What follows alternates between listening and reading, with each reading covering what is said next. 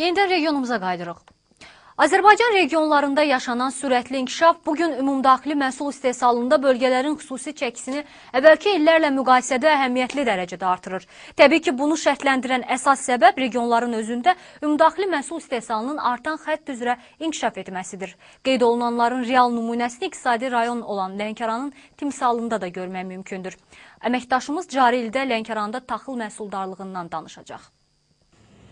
Rayonda qarğıdalı da daxil olmaqla dənli və dənli paxlalların ümumi yığımı başa çatıb. Lənkəran Statistika İdarəsindən aldığımız məlumata əsasən bu il 1746 hektar taxıl sahəsi biçilib, döyülüb və həmin sahələrdən ilkin çəkidə 3380 ton taxıl istehsal edilib. Dənli və dənli paxlallar üzrə hər hektardan orta hesabla 19,4 sentner məhsul götürülüb ki, bu da keçən ilə nisbətən 0,5 sentner çoxdur. Bu il məhsuldarlığın yüksək olduğunu Lənkəran Regional Aqrar Elm Mərkəzinin direktoru Teyyub Rızayev də təsdiqləyir. Bu illəri mərkəzdə 20 hektar taxıl əkini keçirilib.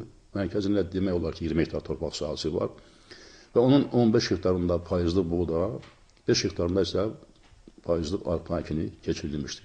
Haradasa keçən il bizə 18-19 sentner məhsul istehsal etmişdirsə, bu illəri bu rəqəm 23 sentnerdən yuxarıdır.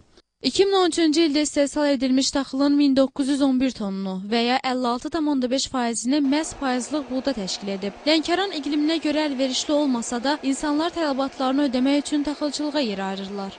Və buna görə də rayonda ildən ilə taxıl sahəsi genişlənir. Bəzi fermerlərin maddi durumu biraz yaxşı olmadığı üçün və nisbətən az xərc tələb elədiyi üçün taxılçılıqla məşğul olurlar. Və şübhəsiz ki, gələcəkdə bu sahada müəyyən qədər yenə irəliləyiş olacaq. Amma əkin sahələri artırılır.